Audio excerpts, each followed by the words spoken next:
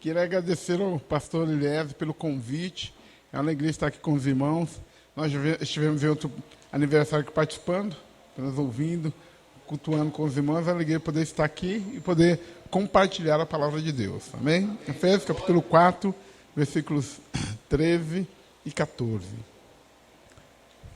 Diz assim: até que todos cheguemos à unidade da fé e do pleno conhecimento do Filho de Deus, à perfeita varonilidade, à medida da estatura da plenitude de Cristo, para que não sejais mais como meninos agitados de um lado para o outro, levados ao redor por todo o vento de doutrina, pela artimanha dos homens, pela astúcia dos que induzem ao erro. Amém?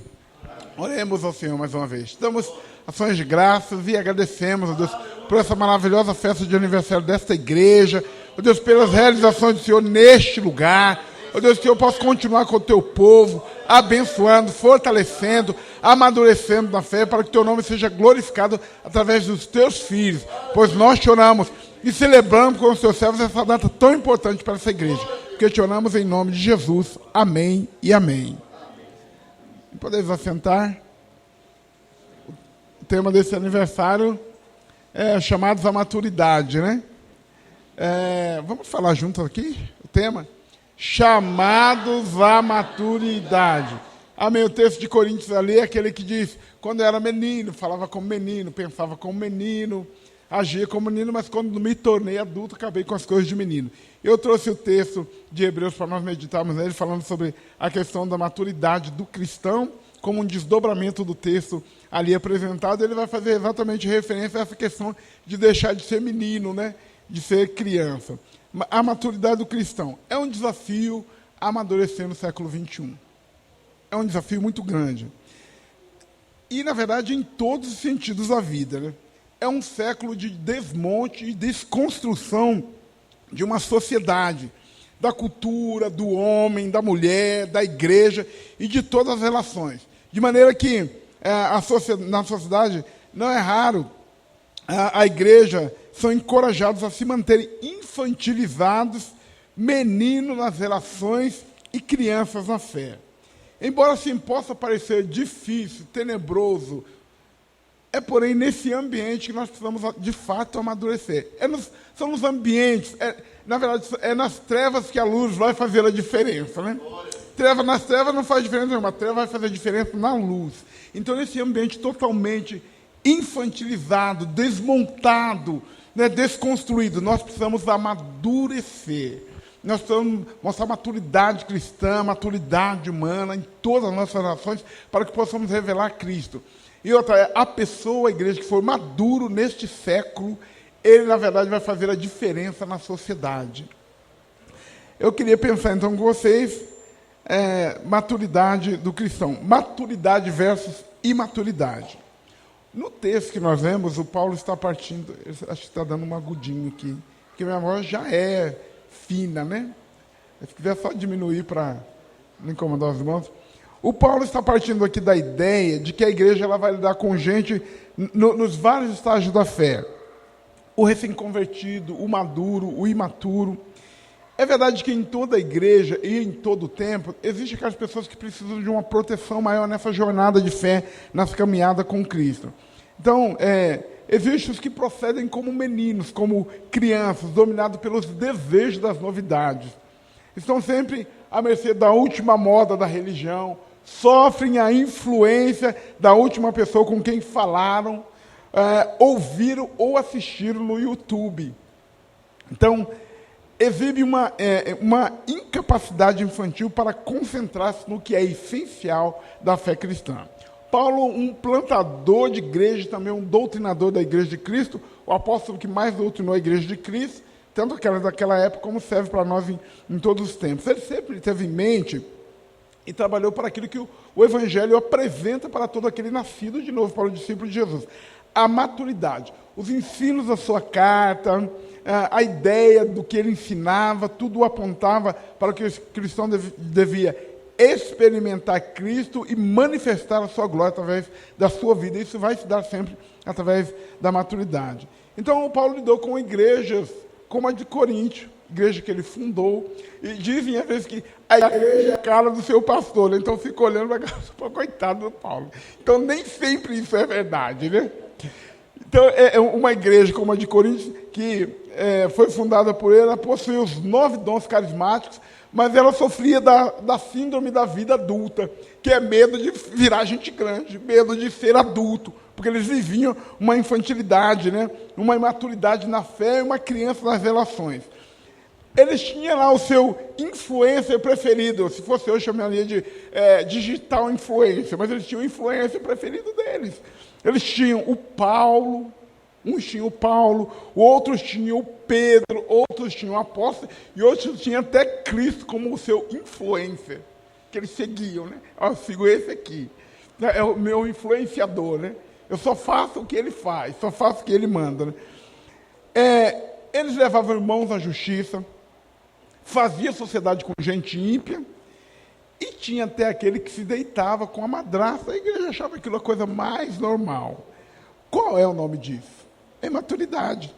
Eles estavam na contramão do empenho de Paulo para o crescimento, o desenvolvimento e o amadurecimento dele, né? Então, o conteúdo da teologia de Paulo para a igreja, o seu ensino sempre foi: cresçam, amadureçam, cheguem à estatura de varão perfeito, que é o sinônimo de maturidade. E ele, até aqui em Coríntios, ele fala assim: olha, quando eu era menino, eu falava igualzinho menino. Balbuciava, não entendia nada. Depois eu fui crescendo, eu ganhei a forma de adulto, me tornei adulto, parei de falar igual criança. Está vendo? Coisa linda isso. Eles usam a analogia de algo biológico, natural, para explicar a questão da maturidade espiritual. Essa infantilidade presente na igreja do primeiro século, ela se acentuou e se multiplicou no século XXI. Então, a igreja, no nosso tempo, ela precisa avançar para a maturidade. Deixarmos de ser meninos e passarmos a ser homens feitos, estatura de varão perfeito, maduros. Eu quero aplicar a nós apenas essa parte que nós comentamos daqui do texto do apóstolo, para nós superarmos a nossa imaturidade espiritual como igreja. Nós precisamos permitir que a revelação do Evangelho da glória de Cristo seja a única influência em nossas vidas. A única influência que um discípulo de Jesus pode ter na sua vida, que guia a sua vida como uma bússola, é o Evangelho da graça de Cristo, a revelação do Evangelho. Isso vai nos tornar pessoas maduras na fé. Porque nós tanto influenciamos o mundo, a igreja fez isso durante vários séculos, sempre influenciou o mundo, como é influenciada pelo mundo, né? Então é essa troca. E na atualidade está sendo mais influenciada do que praticamente influenciando, né? Então, assim, pensando em influência da nossa cultura, nós estamos sofrendo transformações sociais. A nossa sociedade tem sido vítima de engenharias sociais, experimentos sociais que sociólogos fazem com a sociedade. Eles brincam conosco, né? Os pensadores, sociólogos, constroem ideias, pensamento e aplicam isso na sociedade e vai fazendo experimentos conosco, experimentando na sociedade, né? Naquela engenharia social para ver no que vai dar essas experimentações, né? E, na verdade, nós só estamos vendo a degradação, o estrago da sociedade, né? Um experimento social que nós tivemos recentemente, né, que durou quase 2 anos, foi a quarentena e o uso de máscara. Recolheu todo mundo ficou obedientezinho, igual cordeirinho, igual ovelhinha. Isso tudo é experimento social. Em nome de uma doença, eles usaram isso para nos dominar, para nos experimentar, para ver a nossa capacidade de atendermos as ordens de governos, de governantes, ficarmos recolhidos na nossa casa, só aguardando o último comando deles, né? Então, assim, é uma coisa descarada, é descarada. Quando eu estava no ambiente, eu falei assim, nós estamos experimentando um experimento social, é só isso, não tem nada de saúde. O mundo já enfrentou pragas piores do que essa, superou e faz parte da humanidade, as pestes, mas nós estávamos em um processo de experimento social. O marxismo de Karl Marx, né, atualizado como o marxismo cultural, tem como resultado a imbecilização das pessoas. Esse é o termo mais suave que dá para dizer numa comunidade de crentes. É o mais assim, né? uma imbecilização da sociedade através desse marxismo cultural que dominou as escolas e as universidades. No Brasil, nós somos dominados nas escolas, desde lá, o ensino médio, fundamental, e os ensinos superiores, tudo dominado por essa cultura, de maneira que o pensamento corrente, eu falo porque eu passei 4 anos na Universidade Federal, meus irmãos, dominados totalmente pelo marxismo. As leituras que nós fazemos é só Karl Marx, Engels, essa turma toda comunista. Eu tinha um professor no primeiro semestre que empurrou um monte de literaturas marxistas em nós. E a maior bênção que ela fez na minha vida foi dar para nós lermos o Contrato Social de Karl Marx e Engels. Porque foi uma bênção. Nós lemos aquilo, entramos naquilo, e lá ele dizia textualmente que ele era contra a fé cristã, e o propósito dele era disso. Amém. Ele falou, está aqui, ó. Pronto, já blindou o servo do Senhor, né? Eu não abracei aquilo, porque algo que vai contra a minha crença eu não devo abraçar, eu devo conhecer para poder combater, né? Então está tudo contaminado por esse marxismo cultural, de maneira que estão fazendo uma imbecilização da sociedade. E aí não é só uma conversa de pastor, nem teoria de conspiração. Você pode observar frequentemente nos vídeos que aparecem aí, nos canais aí. Você encontra, por exemplo, eu vi jovens num parlamento, acho que era britânico, se não me engano, os parlamentares reunidos, e aquele jovem que invadiu lá, todo de terno e gravata, ficou em pé, gritando. Eu posso usar a expressão, sim, depreciar um ser humano, porque em Cristo morreu, que é feito aí a imagem de Deus, mas igual um imbecil, um idiota, berrando, gritando, assim, igual a hiena, berrando, e todo mundo parado, vendo sem ninguém poder se mover, fazer alguma coisa, porque assim, é a violência. Então, o nome disso é imbecilização da sociedade. Eu vi outros que entravam na padaria, porque era contra o capitalismo, pegava o leite, as coisas, e ia despejando no chão os produtos. Falei, meu Deus do céu, a nossa sociedade está totalmente desmontada e imbecilizada. É isso que essa imaturidade, que esse marxismo cultural tem feito com as pessoas. Une-se a isso o feminismo, cuja finalidade não é apenas alcançar os direitos iguais dos homens, mas muito mais do que isso, é enfraquecer e diminuir o homem, né? De maneira que aquele que deveria ser o sacerdote do seu lar, guiar a sua família e a sua sociedade, seja tornado enfraquecido, porque ele não pode se manifestar sobre a pecha acusação de machismo, né? E os termos que eles usam, muito que eu não vou expressar, mas enfim, eles usam muitos termos a respeito dos homens, que é uma maneira de enfraquecer o homem para que não haja uma reação dele. Eu vi uma jornalista dar uma definição assim, bem clara, bem compreensiva, dessa geração de homens infantilizados. Ela diz que ele é pai de pet, fumador de vape, que é cigarro eletrônico, cuidador de samambaia, não quer responsabilidade. Ela fala, para que tirar o macho alfa de dentro de si, quando ele encontra uma mulher independentona? Diz que esse é o homem desconstruído socialmente. É assim que os homens se encontram, totalmente acuado, que eles vão se tornando meninos infantilizados, sem reação. É isso que está se tornando a nossa sociedade. Então, essa imaturidade que nós vemos lá, ela chega aqui, porque através das pessoas que nós proclamamos o Evangelho da graça de Cristo, eles respondem essa proclamação e vêm para o Evangelho e chegam assim, infantilizados. O que a igreja tem que dizer para eles? O que a igreja tem que dizer? O que? Amadureça! Vira homem, seja homem, né? Como disse o Davi para o seu filho Salomão, seja homem, amadureça.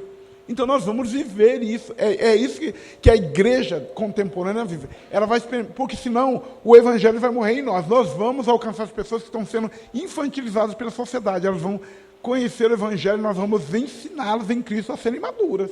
Tanto elas vão ser maduras no evangelho, como maduros como pessoa, como ser humano. O caminho da maturidade cristã. A quem se destina a maturidade cristã? O alvo de Deus para a igreja é o nosso amadurecimento e progresso espiritual. No texto que nós lemos, o Paulo expõe aqui a finalidade dos dons ministeriais, né? E é a maturidade do corpo, que é a igreja. Nos versículos anteriores, ele vai usar 16 versículos para tratar sobre a unidade do corpo. Ele vem falando da importância do ministério, dos dons ministeriais. Conhece apóstolo, profeta, mestre, pastores, evangelistas. Ele fala qual a finalidade desses dons ministeriais dentro do corpo. Se a finalidade é a maturidade do corpo de Cristo, para que eles amadureçam. Então, assim, não há outro caminho para o discípulo de Jesus a não ser a nossa maturidade. Quem entrou nesse negócio de igreja, quem se tornou discípulo de Jesus, não tem outro caminho para você. É só a maturidade. Se quiser continuar infantil, tem que caçar outra coisa. Porque no reino de Deus diz que você tem que crescer, nem que seja na marra. Você é uma terra onde brotou a semente do Evangelho e é natural que essa semente tem que brotar e tem que crescer, precisa amadurecer. Esse Evangelho tem que crescer dentro de você e dentro de mim. Nós precisamos crescer para a glória de Cristo. Outra coisa que Paulo deixa claro nesse texto, que esse caminho não se alcança sozinho. Ele disse, até que cheguemos à unidade da fé. Cheguemos é um verbo no plural. Ele é um coletivo universal, né? Indica mais de uma pessoa. Fala de todos os crentes, de todas as eras. Ele fala do todo, do corpo completo. Ele não está falando de um indivíduo, mas está falando do corpo completo. Essa maturidade, ela é geral. Ela não vai se realizar sozinho. Então, depois ele fala da unidade da fé. É outra coisa que é impossível se praticar sozinho. A unidade. Porque você está falando de unidade, está falando de várias coisas. Porque eu unido comigo sozinho não quer dizer nada, né? Agora, me unir com outra pessoa já é um desafio. Então, quando ele está falando da unidade, está falando de algumas pessoas se juntando para manter a unidade da fé. O mesmo pensamento, a mesma doutrina, o mesmo caminho, uma mesma ideia. Então, assim, nós vamos enxergar mais do reino de Deus quando? Quando nós fizermos isso juntos. A igreja é chamada de uma comunidade hemenêutica, porque ela interpreta as Escrituras em coletividade, interpreta a vontade de Deus e vive ela segundo nos ensina a palavra de Deus. Quando nós vemos juntos, nós vemos mais e melhor. Então, assim, as partes desse corpo enxergando junto, nós vamos ter uma visão completa do pleno conhecimento do Filho de Deus e vamos chegar à estatura de varão perfeito, que é a maturidade cristã. Irmãos, olha, eu lendo esse texto, falei, meu Deus do céu, o Senhor pegou a gente. Eles querem ter uma carreira solo, ser santo sozinho, ser crente sozinho, chegar sozinho. Meu Deus, olha, o Senhor desmonta, como diz, desmonta a nossa casinha, né? Porque não tem jeito de ter unidade, de ter maturidade sozinho. Isso só pode acontecer junto. Então, a nossa maturidade, ela vai se dar na coletividade. Ou seja, eu dependo de você, você depende de mim, nós dependemos de Cristo. Até uma música, né?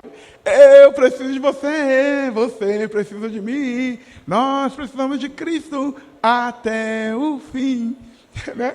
É lá também da época do João, quando ele estava lá na arca. Eu gostei daquele hino lá da arca que o João cantava junto. É lindo, eu gosto daquela canção. Bom demais, né? Então, assim, não é sem causa que o apóstolo Paulo vai usar aqui no capítulo 4 esses 16 versículos sobre a unidade da fé. Porque nessa unidade nós teríamos sem ela nós vamos ter uma maturidade defeituosa, né? Onde o membro cresce e o outro fica infantil. Qual é a razão de Deus em que um membro do corpo cresça e o outro fica diminuto, fica pequeno? Não tem interesse nenhum, não tem vantagem nenhuma para o corpo, vai ser um corpo disforme, né? Então, assim, o Senhor nos pegou aí, e Ele me pegou nesse texto. Eu não tenho como crescer sozinho. Eu não tenho como amadurecer sozinho. Eu faço a minha parte no amadurecimento, mas eu preciso da comunidade de Cristo, do povo de Deus, para nós amadurecermos juntos, para nós chegarmos juntos à estatura de varão perfeito. Essa é a ideia da unidade da fé, dos crentes todos andando no mesmo caminho, pensando a mesma coisa em Cristo e vivendo, refletindo Cristo pela glória de Deus. Amém, irmão? Então, eu vou dizer uma coisa para vocês. Eu congrego na Igreja Batista Nacional, mas eu só vou crescer se vocês crescerem juntos. Então, eu vou falar uma coisa para vocês. Não atrapalhe o meu crescimento. Para de ser criança, vamos crescer. Nós precisamos crescer juntos, enxergando juntos como corpo de Cristo. Amém? Esse é o nosso desafio. Crescemos na graça e no conhecimento de nosso Senhor Jesus Cristo. Isso é um imperativo coletivo universal. Nós precisamos crescer. Maduros, seguros e frutíferos. avancemos para a maturidade. Esse deve ser o alvo de cada cristão da Igreja de Cristo. O alvo é chegarmos à estatura de Cristo, à estatura de varão perfeito. A perfeição está em Cristo, nós chegaremos a essa estatura. Paulo demonstra que o nosso destino é sermos maduros. Não, como eu já falei anteriormente, não existe outro destino para o cristão. O seu destino é se tornar maduro em Cristo. É amadurecer. Amém? Não tem outro caminho para você. O Senhor não enxerga um outro caminho para a sua vida, a não ser a maturidade. É isso que nós, como pais e avós, esperamos dos nossos pequenos, das nossas crianças. O que nós esperamos deles? Que eles fiquem um bebezinho eterno para a gente ficar brincando. Ele dá gugu. É isso que nós esperamos. Um bebê de 40 anos e a gente com ele no colo. É isso, em nome do Senhor. É isso que você espera do seu filho, dos seus netos? Não. Nós esperamos que eles amadureçam, que eles cresçam. Sejam formados, seja a estatura de homem, de mulher, que se formem, cresça socialmente, intelectualmente, espiritualmente. Esse é o nosso desejo, a nossa vontade.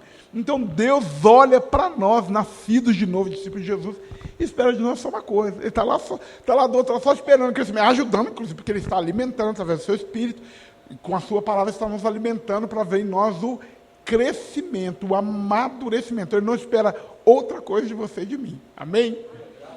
Então, assim, eu vou tratar de mais uns assuntos aqui para frente. Eu não vou adiantar os assuntos finais. Então, assim, nessa maturidade, nós estaremos seguros e firmes, de modo que nós não podemos ser abalados por ventos de doutrina. Por quê? Porque deixamos de ser meninos. Aí não tem como sermos açoitados pelo vento de doutrina. A palavra que ele fala aqui no texto, para não sermos mais como meninos, né? Significa infantes, criancinha, né? Essa é o significado da palavra no grego, né? É aqueles que ainda não falam, né? A ideia do texto aqui é o sem fala. Porque o que é um menino? Ele está tratando de um bebê, de uma criancinha. É o sem fala, ele não tem argumentos, ele não sabe... Talvez ele tenha os desejos, mas ele não sabe expressar. E você precisa ficar decodificando o que ele quer dizer, né? Eu falo isso porque a gente tem uma criancinha em casa lá 1 ano e 9 meses. É alegria, mas assim, você tem que interpretar os sinais dele. O que ele quer, ele vai, aponta na geladeira, ele vem, agarra a gente na perna e arrasta para onde ele quer, né? Aí depois ele aponta. Porque ele não sabe falar. Ele não tem fala, não sabe argumentar, não sabe pedir, não sabe contestar, porque ele não tem poder de fala, porque ele não sabe falar. Então ele diz para nós sermos como crianças que não têm fala, é gente sem fala. Sem fala na ideia sem uma concepção bíblico-teológica para responder às questões que se apresentam diante dos desafios da vida. Então essa é a ideia de criança que ele fala. E ele vai falar do vento de doutrina que move essas crianças, né? O Paulo estava pensando, usando uma metáfora aqui dos costumes náuticos, né, nas suas viagens que ele muito fez, e naufrágios que ele passou, ele já se deu no meio de grandes tormentas, né, aquela balada para lá e para cá, movido, pé de carga. Quem leu o livro de Atos, ali na parte final da navegação dele para Roma, quando ele vai ser julgado, que são 270 pessoas no navio, e aí o navio começa, e o Lucas, um habilidoso escritor, ele te envolve na leitura. Eu vou falar para você assim, não é brincadeira não. Uma das vezes que eu li o texto, tem coisa de 2 ou 3 anos, eu estava lendo, e eu me vi dentro da embarcação. O autor foi tão abençoado, né, que ele coloca você para dentro das páginas. E eu me vi ali.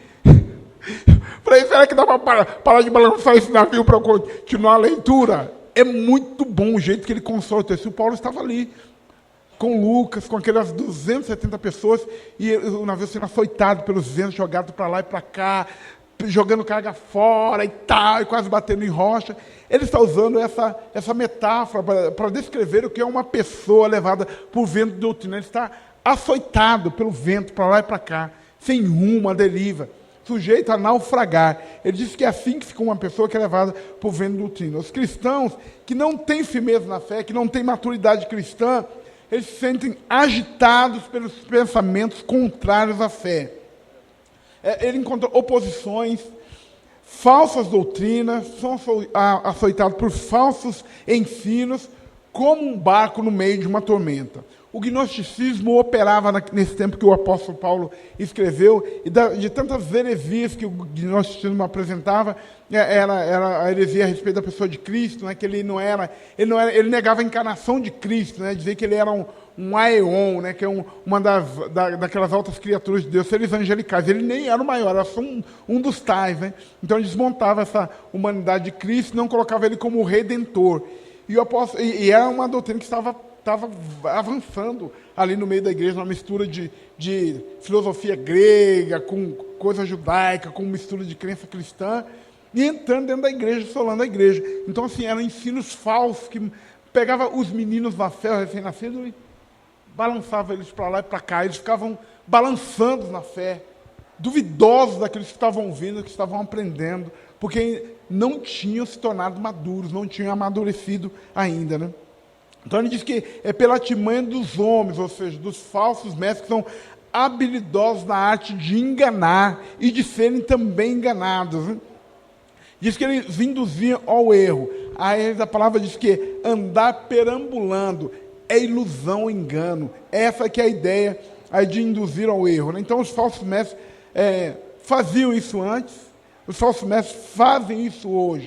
A arte da enganação, de desviar as pessoas da cruz de Cristo. O apóstolo Paulo diz que ele dizia chorando, eles são inimigos da cruz de Cristo. Porque o objetivo do falso mestre, do falso engano, é tirar vantagem do lucro dos seus ensinos falsos, ou simplesmente ser um instrumento de Satanás para desvirtuar as pessoas da fé genuína em Cristo, da cruz de Cristo. A maturidade cristã, ela vai ser um antídoto para toda essa situação que nós verificamos aqui, né? Ela vai nos vacinar contra a falta de fala. Por quê? Porque aí nós seremos amadurecidos. A maturidade cristã, ela vai nos vacinar contra os ventos de doutrinas falsas, dando-nos discernimento do verdadeiro, do falso. Não precisa nem conhecer o falso, só basta conhecer o verdadeiro que você já identifica o falso. É assim que se identifica uma nota falsa. Sabe como é? Conhecendo bem a verdadeira. Aí você já vai saber o que é uma nota falsa.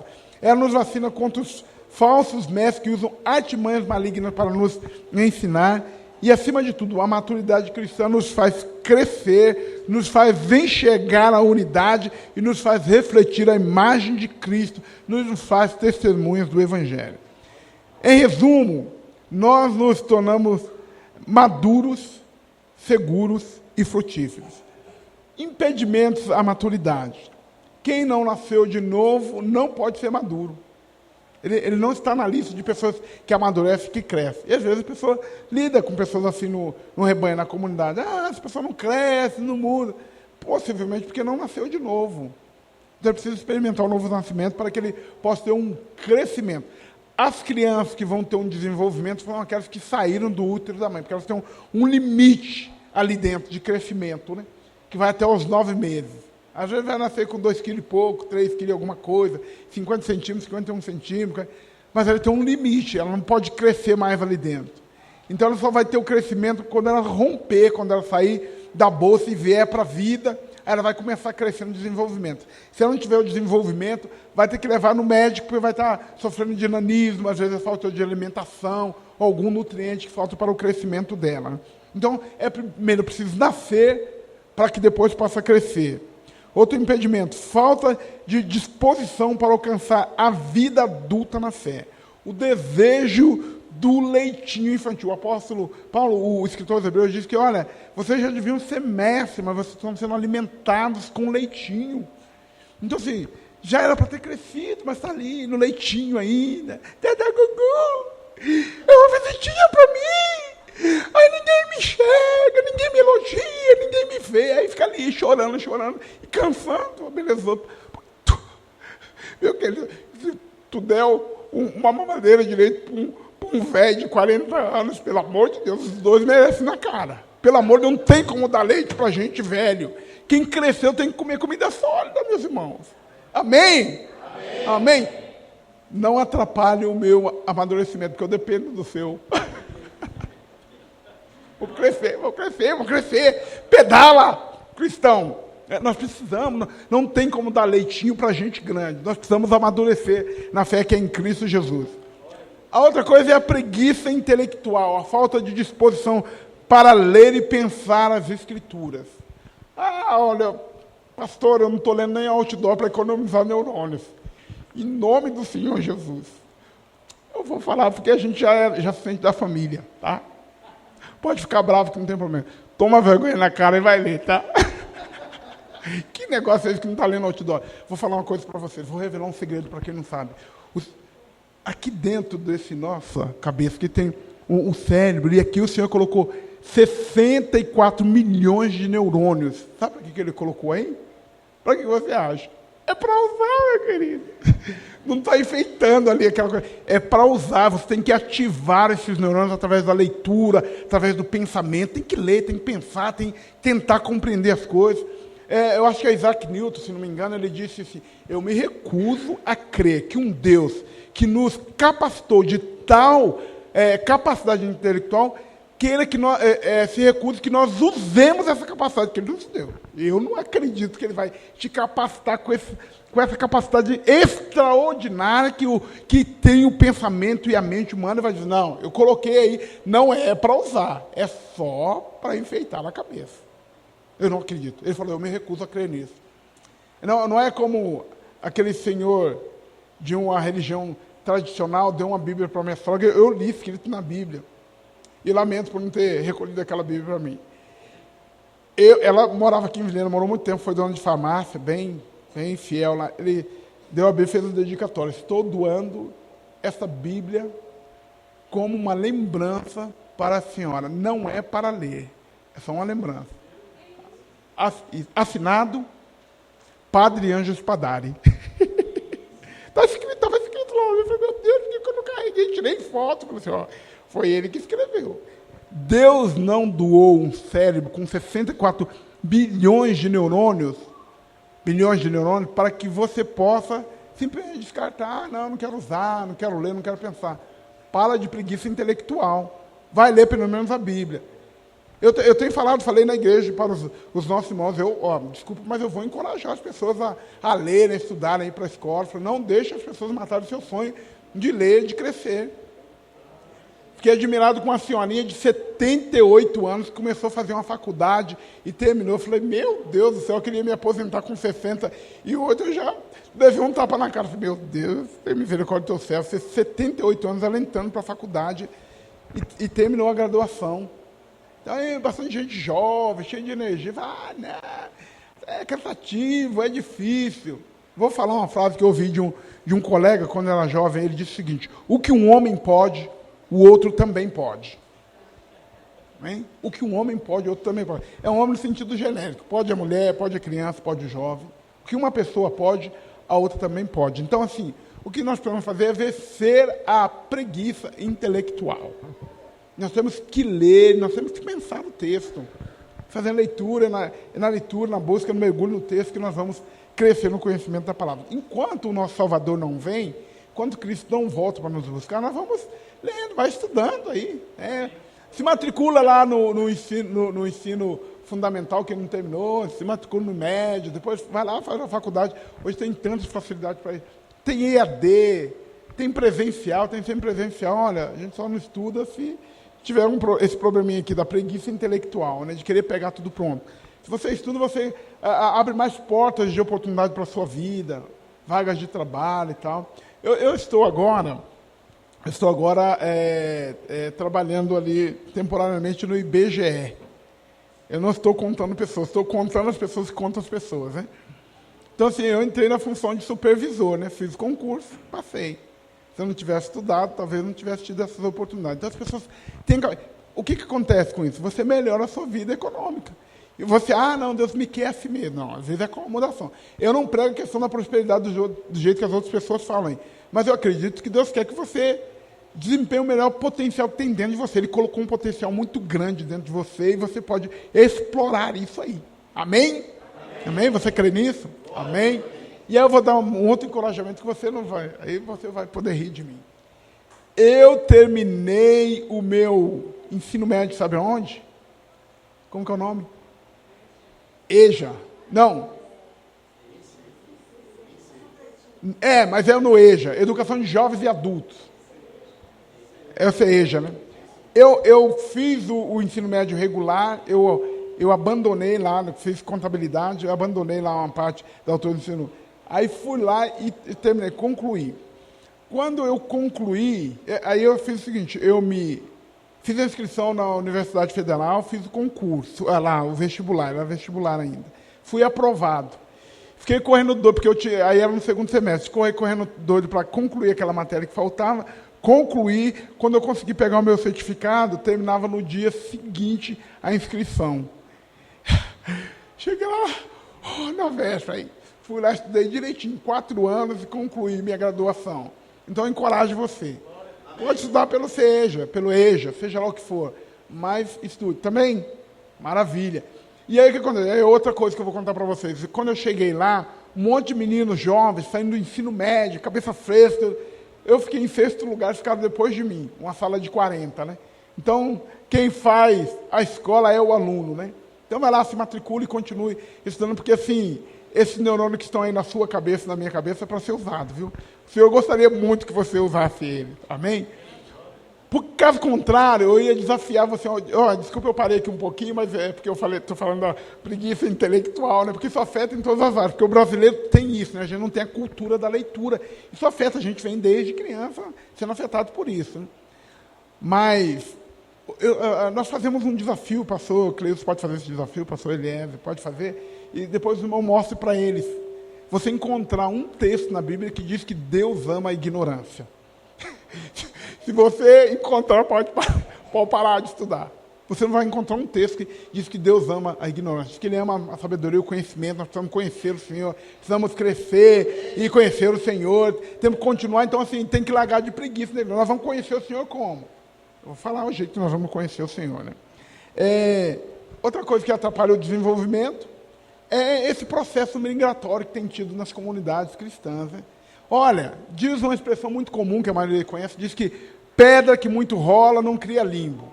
Fica lá rolando, não para no lugar, não cria raiz. Então a pessoa não cria raiz em uma comunidade. Ela não aprende, ela começa a andar e fala, não, isso aqui está difícil, não estou gostando disso aqui não. Aí muda para outra. Aí fica ali. Mas ele está nessa outra lá, aí ele lembra lá do Egito, né? Era o Egito, ele saiu. Lá tinha os cebolos, pepinos.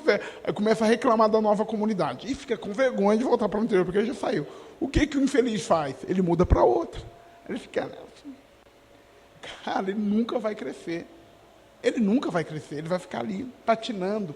Ele não se expõe ao ensino cristão saudável, ao discipulado cristão, à confrontação da Escritura. Ele não cresce. Porque essa é a coisa do crescimento, né? Ela vai causar dor na nossa vida, ela vai causar dor. O crescimento vai causar dor. Eu falo porque a nossa filha caçula, ela tinha muitas dores nos ossos. Eu levei lá no ortopedista, fiz um monte de consulta, falei, olha, ela tem um problema, ela está crescendo, os ossos estão sentindo. Não acontece com todo mundo, mas tem gente que sente dor no crescimento, né? Então, assim, vai doer. Por quê? Você vai ser confrontado pela palavra, vai ser confrontado pelo seu líder, que vai te ensinar o caminho. Fala, olha, meu amado, o caminho que você está indo não é esse, o caminho é outro. Né? Esse é o caminho da graça. Aí você ensina, a pessoa não gosta, a pessoa deixa, né? Eu acho que eu compartilhei essa experiência pela qual eu passei, eu acho que eu devo ter contado na igreja. Uma irmã tinha feito um curso de oficiais, né, foi promovida juntamente com outros oficiais, e o governador vetou, despromoveram ela. Ela veio depois de um culto e falou, pastor, porque eu sou filha do rei, e como pode isso acontecer comigo, porque eu sou filha do rei, eu sou filha do rei. Eu falei assim, fiquei só ouvindo. Eu acho que é Deus que fala as coisas no ouvido do pastor, né? Eu falei assim, pois é, o rei morreu crucificado com a coroa de espinho na cabeça. Eu chorava, mas ao terceiro dia ele ressuscitou, está vivo. Passou o remédio, né? Deu uma pancada e passou o remédio.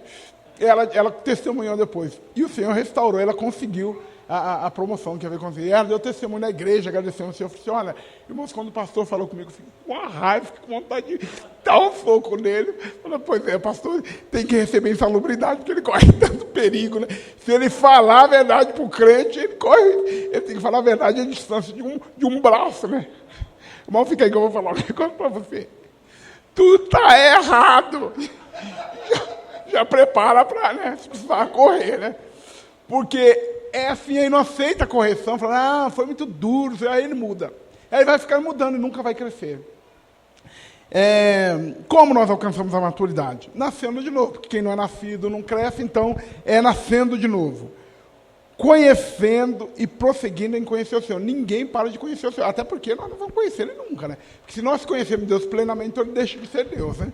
Então nós vamos conhecendo, nós vamos aprendendo, Ele vai sendo revelado para nós a cada tempo, dia em dia, e nós vamos conhecendo o Senhor, né? Conhecê-lo através de quê? Através da revelação, que é a Escritura Sagrada. O melhor jeito de conhecer o Senhor, primeiro, é pela palavra. Amém. Conhecer o Senhor através do relacionamento com Ele, que se dá através da oração. Conversando com Deus, ouvindo a voz de Deus. E Deus vai trabalhando nos nossos corações. Nós vamos tendo sensibilidade, irmãos, espiritual para ouvir o Senhor, né? Porque o Senhor vai falando, assim... O Senhor fala, mas às vezes nós pensamos, é coisa da minha cabeça, não sei o que lá, está ocupado com tantas coisas, não escuta o Senhor. Na semana passada eu passei por uma experiência que eu achei muito curiosa. Tem uma irmã que, por conta do trabalho, ela já tem uns 2 meses que não vai ao culto, né? Porque trabalha à noite. E eu estava num treinamento lá embaixo, na igreja nossa, na Filadélfia, e eu estava lá no treinamento, celular guardadinho, eu lembrei da irmã. Falei, vou mandar uma mensagem para ela. Mãe, graças a Deus, como vocês estão? Como está a família? Está tudo bem? Eu ia perguntar se ela, que eu ia ter um tempo no trabalho para ir ao culto. Aí ela me mandou uma mensagem. Pastor, eu estou aqui na frente da igreja, não vai ter escola bíblica dominical não? Eu falei, uai, que isso, Senhor? Eu falei, então, mas nós estamos num treinamento, hoje não vai ter um treinamento aqui na igreja, treinamento de líderes e tal. Então, assim, irmãos, o Senhor, na verdade, Ele vai conversando com a gente, Ele vai dizendo os negócios, né? Então, assim, como é que então nós vamos conhecer? Lendo, através da revelação da Escritura, através do relacionamento, que é a oração, a conversa diária. Você vai falando com Deus, Deus vai falando com você. E aí, então, estão amigos, né? Ele vai te protegendo dos maus caminhos, das dificuldades que vão se apresentar diante de você. Vai se dar através disso, esse conhecimento do Senhor, né? Conhecer através da comunhão com o seu corpo, que é a igreja. Aí não tem como escapar da igreja, né? A ideia de falar, não, eu congrego em casa mesmo, que não sei o que lá. Isso não está previsto na Escritura. O Novo Testamento não retrata nenhum cristão fora da igreja por muito tempo. Diz Mark Davis. Então, assim, é através da igreja que o Senhor vai revelar a unidade do Espírito. Ele vai se revelando mais e mais e mais, até ser dia perfeito, até que nós vejamos com clareza. Portanto, nós vamos amadurecer, precisamos amadurecer para a glória de Deus. Amém? Deus abençoe vocês. Vamos crescendo aí, porque eu preciso enxergar mais coisas, viu? Estou muito limitado, viu? Eu não sei se é aqui que está atrapalhando, não, mas vou caçar qual é a igreja que está atrapalhando no meu crescimento. Mas nós precisamos amadurecer. Amém, irmãos? Queria agradecer pela oportunidade de estar com vocês, de poder compartilhar a palavra e crescermos juntos. Eu estive num retiro de pastores, fomos quinta-feira, e quando o pastor combinou comigo, já tinha um retiro. E até sábado, eu falei, eu vou correr o risco. Eu falei, marca aí, pastor, que eu vou lá. Fomos num retiro, quinta-feira, num lugar muito difícil de ir, lá em Pimenteiras. Ficamos lá 3 dias. Aí trabalhei para sair de lá 1 hora, tal, terminamos. Saí de lá 1 hora, 1h10, falei, vai dar tempo de chegar. Falei, qualquer coisa que der errado, pastor Creus prega hoje, eu prego amanhã de manhã. Isso aí, mas eu queria agradecer, pastor, de coração, pela oportunidade de poder compartilhar a palavra de Deus. Quero convidar a se colocar de pé, nós vamos fazer uma oração agora.